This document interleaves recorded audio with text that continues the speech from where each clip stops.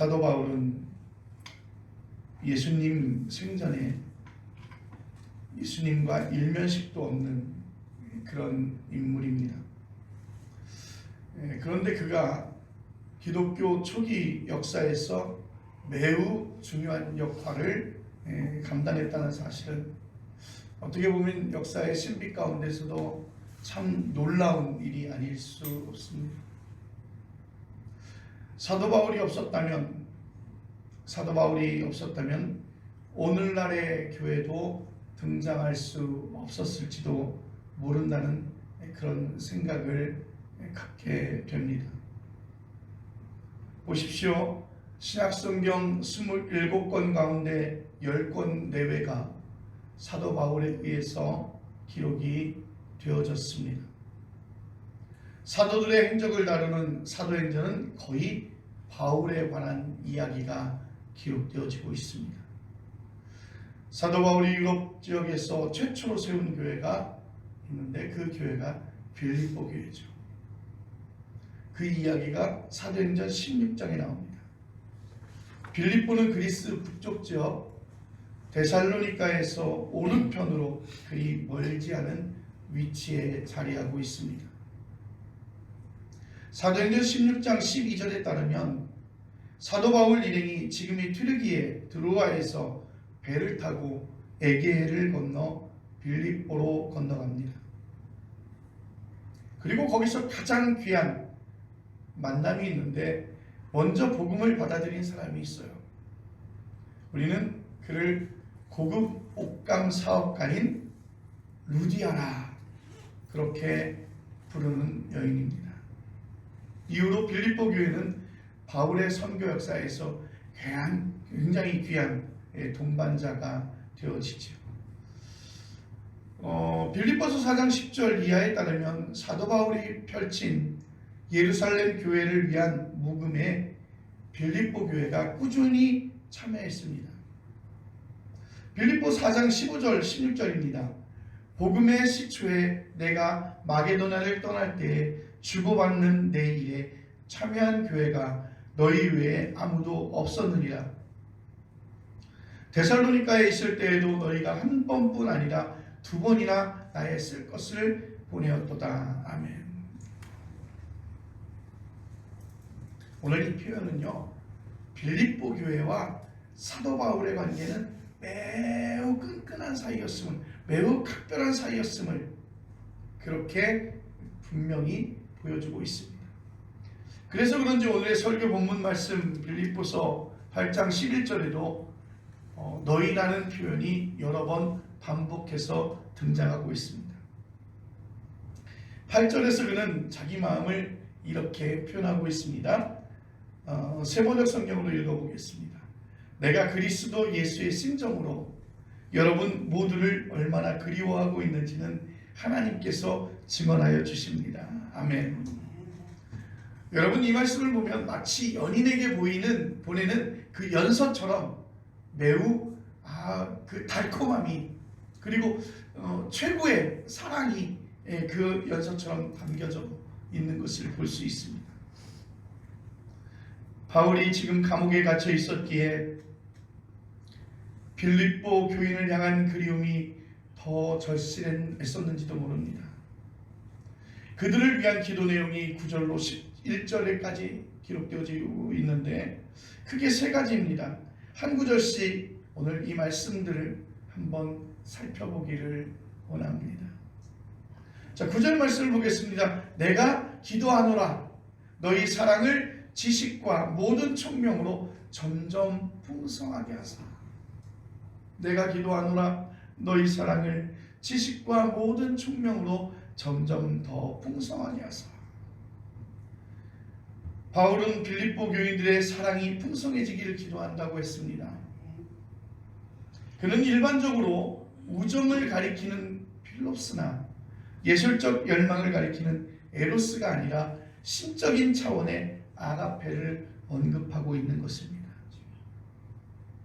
빌립보 교회 교인들의 사랑이 그렇게 특별했다는 것이죠. 바울은 여기서 재미있는 표현을 덧붙입니다. 지식과 모든 총명으로 사랑이 풍성해지기를 바란다. 그렇게 말하고 있습니다. 여기서 새 번역에서는 총명을 어떻게 번역하고 있냐면 통찰력으로 번역하고 있습니다. 통찰력. 사랑하는 대상을 알아야 하고 거기서 벌어지는 사태를 깊이 통찰할 줄 알아야만 사랑은 풍성해진다는 뜻이죠. 여러분, 사랑하면 일반적으로 그에 대한 관심이 집중되어집니다. 사랑하는 감정이 생기면 지금 내 눈에 보이지 않지만 지금 무엇을 하고 있을까? 어떤 생각을 하고 있을까? 무엇을 먹고 있을까? 궁금하지 않을까요? 하나님을 향한 사랑도 그렇습니다. 하나님이 누군지를 알아야 사랑할 수 있고 특히 더 풍성하게 사랑할 수 있는 줄로 믿으시길 바랍니다. 여러분의 놀라운 통찰력으로, 여러분의 놀라운 총명으로 하나님을 향한 사랑이 더욱 깊어지기를, 그리고 더 풍성해지기를 간절히 원합니다. 지식과 통찰력이 없으면 종교적인 열광주의에 떨어지고 맙니다. 이런 현상이 한국교회에서 매우 흔하게 일어났죠. 어떻게 보면 한국교회 부흥을 이끌었던 그 가운데서 이러한 현상들도 우리는 확인해 볼 수 있습니다. 신학 무용론이 교회를 지배합니다. 절대적인 믿음을 강조하고 성경을 문자적으로 그냥 해석하려고 합니다. 그래서 엉뚱한 사람들이 성경을 통해서 성경의 말씀의 한 부분을 가지고 성경을 왜곡하거나 하나님을 만홀히 여기는 그러한 일들이 벌어지지 않습니다. 목사라는 이름으로, 종교인이라는 이름으로, 기독교라고 하는 이름으로 하나님의 영광을 가리우는 일들이 우리 주변에 얼마나 많이 일어나고 있습니까? 타 종교에 대한 배려도 우리 안에 없는 것 같아요. 기본적인 사랑도 없는 것 같아요.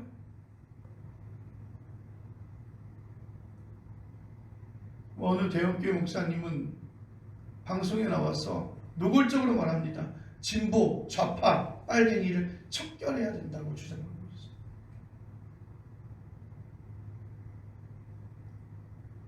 엄밀히 따지면 그들은 하나님의 청정물이 아닐까요? 그런데 그들은 말합니다. 진보, 좌파, 빨갱이를 척결해야 된다. 도려내야 된다는 것이잖아요. 말살해야 된다는 것이잖아요. 하나님을 향한 맹목적인 사랑에 매달려서 하나님에 관한 지식도 없고 통찰력도 없어진 것입니다. 그들의 영혼에서는 오직 하나님과 교회를 사랑한다는 자신들의 종교적인 열망만이 작동하고 있는 것입니다. 어떻게 보면 그런 열망이, 그러한 모습이 교회를 더 성장시킬 수 있는지도 모릅니다. 그런데 이런 신앙은 사랑을 풍성하게 하지 못하고 오히려 위축시키고 왜곡시킨다는 것입니다. 배척과 혐오가 일상화되어졌습니다.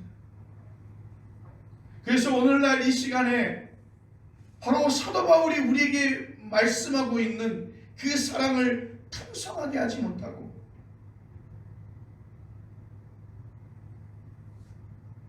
그래서 사도 바울은 말합니다. 사랑이라는 감정에만 춤추지 말고 이성적이고 합리적인 생각을 하라고 말하고 있습니다. 저는요, 오늘 이 사도 바울의 이야기, 그 생각이 매우 옳다고 생각합니다.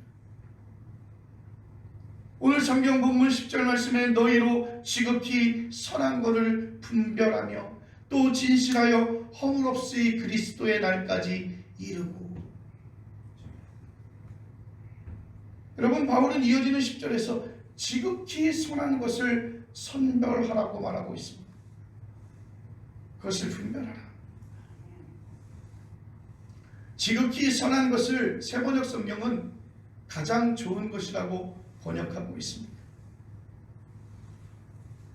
가장 좋은 것, 그게 뭘까요?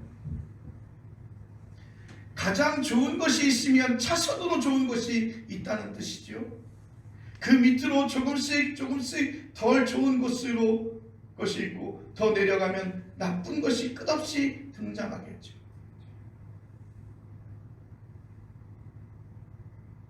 어떤 분들은 그러죠. 부모님들이 대충 그러시죠.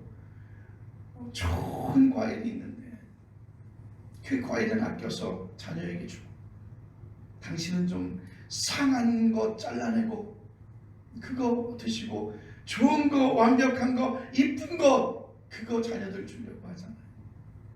사랑하는 새끼들 주려고 하잖아요. 그러다 보니 그것이 습관이 돼요. 뭐든지 있으면 나쁜 거부터 먼저 드세요. 나쁜 거 먹고, 조금 더 나쁜 거 먹고, 조금 덜 나쁜 거 먹고, 조금 덜 나쁜 거 먹고.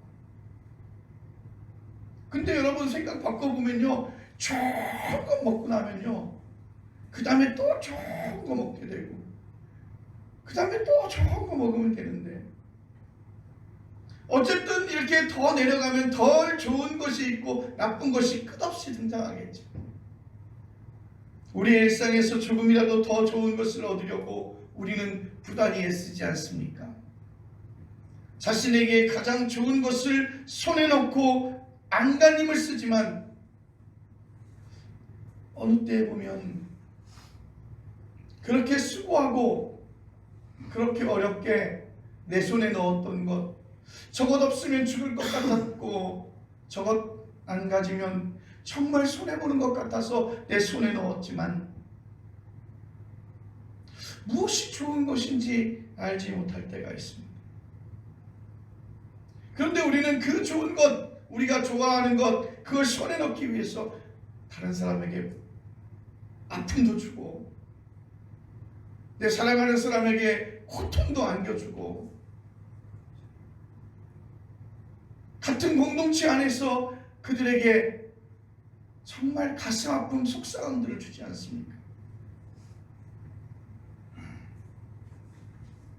우리가 똑같이 잘난 사람이나 못난 사람이나 배운 사람이나 배우지 못한 사람이나 돈을 많이 가지고 있는 사람이나 가지고 있지 않는 사람에게 공평하게 하나님께서는 하루 24시간을 우리에게 주었습니다. 1년 12달을 우리에게 주었습니다. 여러분, 시간을 알차게 보내는 사람이 있고, 어떤 사람은 그 시간을 허투루 보내는 사람이 있습니다. 그런데 여러분, 시간을 가장 좋게 보내는 방법이 무엇일까요?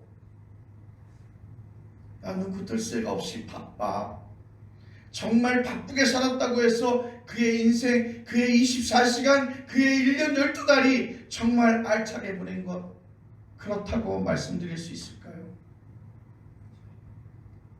평생 내 이웃을 살펴보지 못하고, 내 가족도 살펴보지 못하고, 나를 이 땅에 보내신 하나님께서 어떤 섭리로 나를 보내셨는지 그것도 살펴볼 겨를 없이 평생 돈벌이에 쫓기면서 살다가 정말 고가의 아파트 한 채를 남겼다면, 여러분, 그의 인생에서 무슨 의미가 있겠습니까?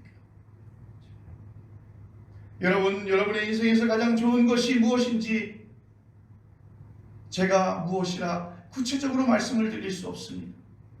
각자 살아가는 형편이 다르고 생각하는 가치와 판단이 다르겠지요.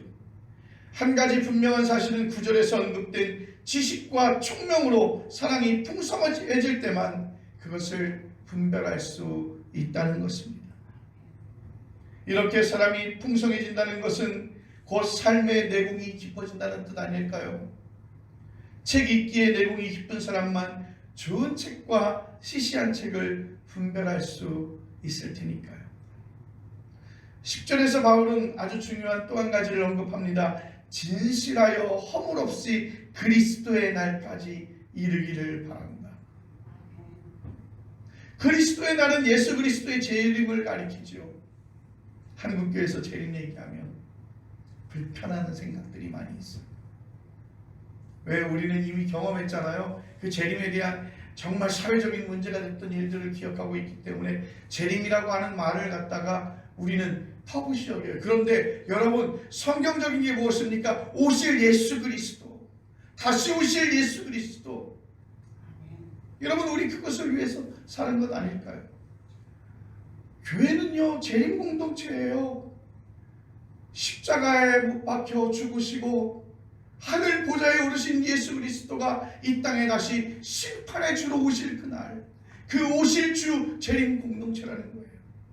그 재림을 신앙생활에서 중심에 두는 절기가 바로 지금의 대림절입니다.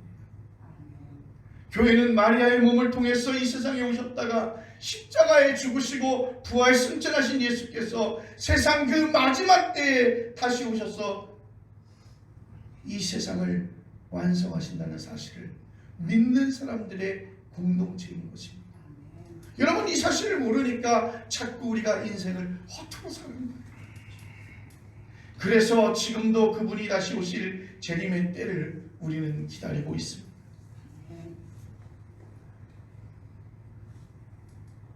교회에 오래 다닌 사람들도 예수님의 부활, 예수님의 죽음, 그런 것들을 생각할 때 가슴을 열고 주님을 맞이하지만 재림을 생각할 때 기독교 신앙의 저 멀리 있는 어디 그 뒤에 있는 부록처럼 여겨져요. 왜요? 예수님의 재림은요, 현실적으로 다가오지 않기 때문이에요. 재림 신앙이 확실하다면 허리가 휠 정도로 무리하게 큰 교회당 그렇게 건축하지 않겠죠. 비유적으로 내일 핵무기가 동원되는 3차 세계대전이 일어나는 게 분명하다면 누가 집을 사며 누가 결혼하며 누가 사업을 시작하겠습니까? 그리스도인들은 그런 결정적인 순간을 영혼에 담아두고 살기에 매 순간을 절실하게 생명 충만하게 받아들일 수밖에 없는 것입니다. 여러분, 그리스도의 날은 종말론적이고 메시아론적 미래일 뿐만 아니라 이미 그 미래가 선취된 지금이라고 말씀드릴 수 있습니다.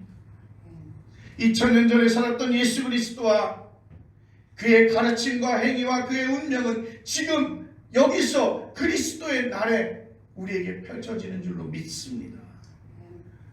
주님의 날에 말씀이 선포되어지고 믿음의 공동체가 그 말씀을 믿고 아멘으로 화답할 때에 이미 그 미래가 우리 안에 선취된 줄로 믿으시길 바랍니다. 아멘. 예수 그리스도를 알고 예수 그리스도를 믿는 사람은 그리스도의 날을 살아가기에 이 세상의 논리에 그렇게 무릎 꿇지 않습니다. 문제는 이 사실을 실제로 느끼고 받아들이는 것이 쉽지 않는 거예요. 우리가 사는 이 세상은 아주 철저하고 완벽하게, 아마도 그 시대보다 더 완벽하게 율법적으로 살아가고 있지 않나 생각되어집니다. 율법적인 작동이 일상적인 용어로 우리가 바꿔보면 성과주의예요. 성과를 내지 못하면 낙오되는 세상이고, 낙오되면 더 이상 가치를 상실하는 것처럼 여겨지죠. 복음이 제시하는 자유로운 삶을 실감하기 어려워져요. 오히려 성과를 내야만 자유로운 삶이 보장된다고 우리는 믿고 살고 있습니다. 그리스도인들도 신앙을 통해서 세상 사람들이 원하는 삶과 똑같은 성과를 내려고 하지 않습니까? 복음이 가리키는 능력과 복음이 가리키고 있는 자유는 우리에게 매우 선명하지 않습니다. 어떻게 해야 하나요? 우리는 어떻게 그리스도의 날까지 진실하여 허물 없이 우리 각자의 삶을 풍성하게 살아낼 수 있을까요? 11절에 대한 저의 설명을 들으면 어느 정도 방향이 잡히지 않을까 그렇게 생각합니다. 11절은 사도 바울이 이렇게 말합니다. 예수 그리스도로 말미암아 의의 열매가 가득하여 하나님의 영광과 찬송이 되기를 원하노라. 아멘.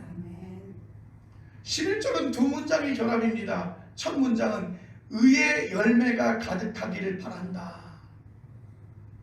성경에서 의라고 하는 단어보다 더 중요한 단어도 없습니다. 그리스어 디카이오시네라고 하는 말의 번역인데요. 영어에서는 이것을 뭘로 번역하냐면 의리라고 번역을 하고 있습니다.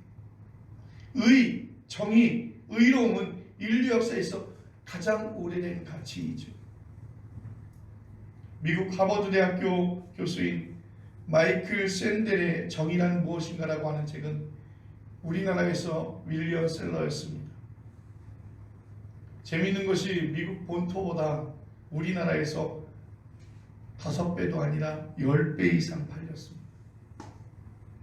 책 내용도 내용이지만 한국 사회의 정의가 턱없이 부족하다는 게 중요한 이유일지 모릅니다. 우리 그렇게 생각합니다. 우리가 사는 이 사회, 대한민국의 이 사회가 정말 공의로운가?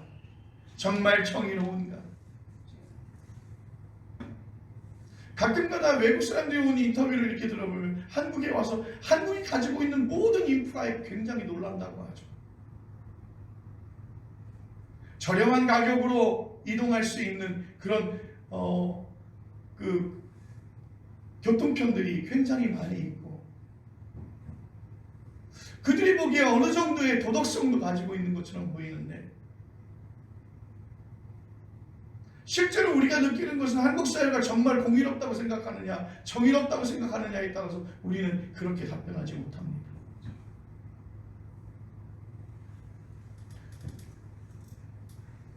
공원 벤치에 놓여있는 그 휴대폰, 노트북 유럽 사회 같으면 순간 없어진다고 얘기를 하죠.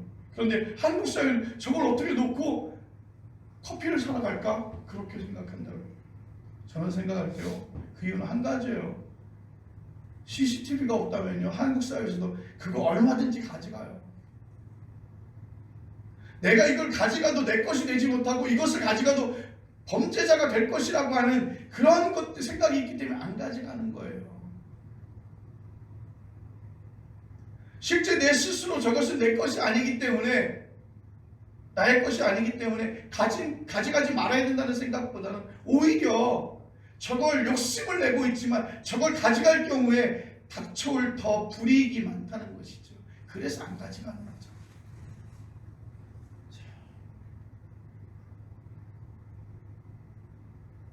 태어나면서 부모의 덕을 본 아이들을 금수저를 물고 낳았다고 얘기해요.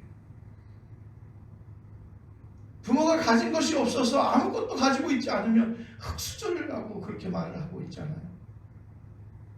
여러분 무엇이 정의이고 의로움이고 공정함인지 규정하기가 사실 쉽지 않습니다. 내가 바라보는 관점에 따라서 판단이 다를 수밖에 없다는 것이죠. 부유세 어떻게 생각하십니까? 부자들에게 고율의 세금을 매기는 정책이 가난한 사람들에게는 정의이죠. 그런데 여러분 생각해 보십시오. 부자들에게는 전혀 그렇지 않게 받아들여질 것입니다. 가난한 노인들에게 최소한 먹고 살 정도로 노인연금을 제공하자는 정책이 정의로운지 아닌지를 서로 다르게 생각합니다. 자동차 운전 중에서 그런 일이 벌어지죠. 끼어들기에서 가끔 접촉사고가 납니다. 요즘에는 회전교 차로에서 그런 사고들이 자주 일어나요. 끼어들기를 하려는 사람들에게는 옆차가 양보해 주는 게 정의죠. 그런데 끼어들기를 당하는 사람에게는 정반대입니다. 이런 일들이 국가 차원에서 벌어지면 러시아나 우크라이나처럼 전쟁을 할 수밖에 없는 거예요. 바울은 지금 세상 사람들에게 CCBB 논란이 많은 정의와 정의로운 삶을 말하려고 그렇게 하는 것은 아닙니다. 그가 보는 디카이오시네, 즉 정의로움은 하나님과의 관계에서 주어집니다. 그 문제는 바울은 로마서 3장 5절에서 자세하게 설명하는데 로마서 3장 20절입니다. 그러므로 율법의 행위로 그의 앞에 의롭다 하심을 얻을 육체가 없나니 율법으로는 죄를 깨달음이니라. 아멘. 율법의 행위는 일반적으로 말하는 정의로운 행동입니다. 개인의 차이는 있으나 아무도 완전히 정의롭게 행동하지 못한다는 것이잖아요. 여러분, 고통법규 잘 지키려고 노력할 뿐이지 실제로 완전하게 지키지 못합니다. 잠깐 눈 감고 지나가면 더 빨리 갈 수 있다는 생각이 들죠. 그 외의 모든 윤리 행동에서도 마찬가지입니다. 그래서 바울은 하나님의 의로움을 말하는 거예요. 하나님의 의로움은 예수 그리스도를 믿는 모든 이들에게 차별 없이 미치는 것입니다. 사람의 정의가 아니라 하나님의 정의라는 것이잖아요. 24절 이렇습니다. 그리스도 예수 안에 있는 성령으로 말미암아 하나님의 은혜로 값없이 의롭다 하심을 얻은 자 되었노라. 그렇게 로마서 3장 24절은 말하고 있는 것입니다. 칭의론의 근거이죠. 여기에서 나오는 단어가 모두 인상적입니다. 그리스도 예수 안에 있는 속량, 하나님의 은혜, 값없이 의롭다 하심을 얻으니 그것입니다. 각각의 단어가 기독교 신앙의 무게를 오롯이 담고 있어요. 예수 안 믿는 사람들은 이런 교리를 그렇게 바라보지 않습니다. 의롭다 하심을 얻었다는 게 손에 잡히지 않는다고. 그것이 실제로 우리 삶에서 무슨 의미가 있느냐. 여러분, 교회 다니는 사람도 의아합니다. 그래서 아주 쉽게 우리는 값싼 은혜에 떨어지잖아요. 내가 조금 진급하면 하나님이 나를 사랑하셔서 진급시키셨다고. 되돌아서서 진급하고 이제 조금 있다가 명예퇴직하게 되는 명예퇴직의 자리가 나오게 되면 또 실망하고 원망할 거 아니에요. 주식이 잘 돼가지고 많은 돈을 벌었다고, 하나님이 나를 사랑하셨다고, 하나님이 나를 축복하셨다고 하는데 어느 순간에 그 주식이 폭락하면 또 원망할 거 아니에요. 그럼 하나님, 우리가 믿는 그 하나님이 그렇게 변덕스러운 하나님인가요? 어느 때 축복했다가 금방 그 축복을 가두고 저 나락으로 떨어뜨리는 분이 하나님이신가요? 예수 그리스도를 믿기만 하면 하나님께서 우리를 구원하시고 우리를 의로운 사람이 되었다고 인정하시니까 아무 걱정하지 않고 교회만 잘 다니면 된다고. 여러분, 이 값싼 은혜라고 하는 말은요, 히틀러의 나치즘에 저항하지 못한 당시 독일의 루터교회 신자들을 보네퍼가 비판할 때 쓴 단어입니다.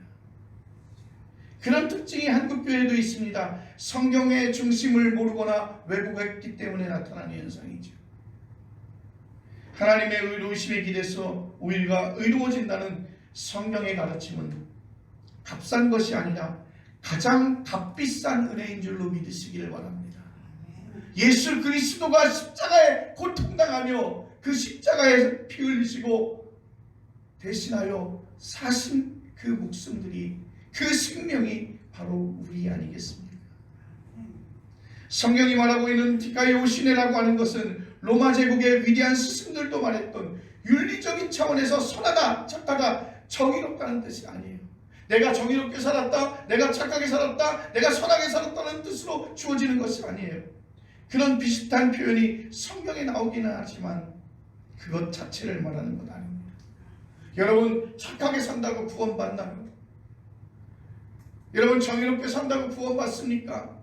여러분, 예수 그리스도를 나의 구주로 영접하지 않으면 그 누구도 하나님 앞으로 갈 자가 없다고 말씀하시지 않으셨습니까? 디카이오신의 실질적인 의미는 죄로부터의 해방인 줄로 믿으시길 바랍니다. 죄가 무엇일까요? 자기에 대한 건강과 염려입니다. 자기를 높이려고 하는 욕망입니다. 그 욕망이 채워지지 않으면 사람은 삶을 견뎌내지 못하는 거예요. 이런 현상이 소시민들에게도 나타나고 정치 지도자에게도 나타나는 것입니다.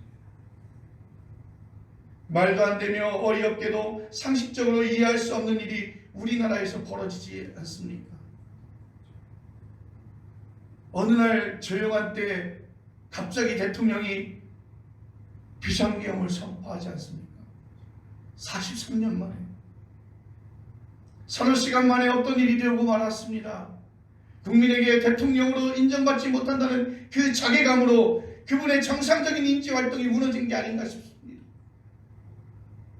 본인 개인도 그렇고 특히 국가적으로 매우 불행한 일 아닙니까? 여러분, 죄로 해방되었다는 말은 가장 단순하게 설명하면 다른 이들에게 인정받지 못해도, 다른 사람에게 사랑받지 못해도, 세상의 기준에 들지 못해도 풍성한 삶을 살아갈 수 있게 되었다는 뜻입니다. 오직 여호와 하나님 한 분만. 그게 바로 죄의 용서이고 해방인 줄로 믿으시기를 바랍니다.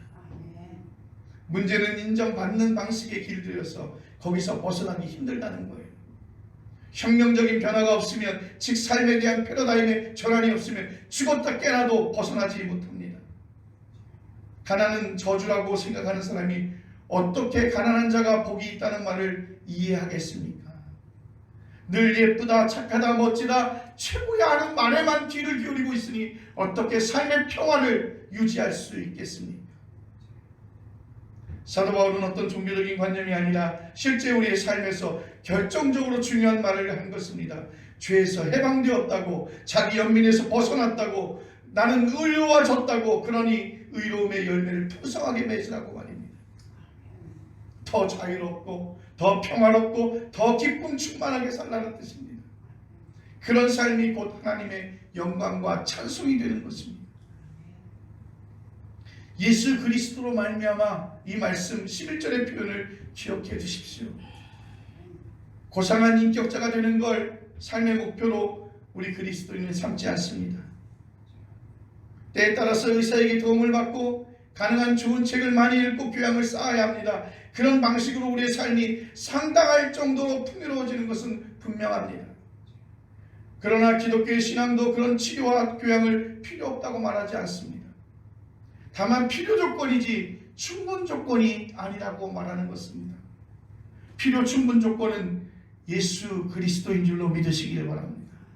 이 사실을 인정하면 그리스도인으로 살고, 인정할 수 없으면 우리는 비그리스도인으로 살거나 무리만 그리스도인으로 살겠지요. 오늘은 대림절 둘째 주일입니다. 하나님의 아들로서 이 세상에 빛으로 오신 역사적 예수를 기억하고 생명 완성자로 다시 오실 미래의 예수를 기다리는 절기입니다. 그분을 통해서, 그분 안에서, 그분과 함께 여러분과 저의 삶에는 의로움의 열매가, 즉 자유와 평화와 사랑이 풍성하게 되어지기를 간절히 원합니다. 기도하겠습니다.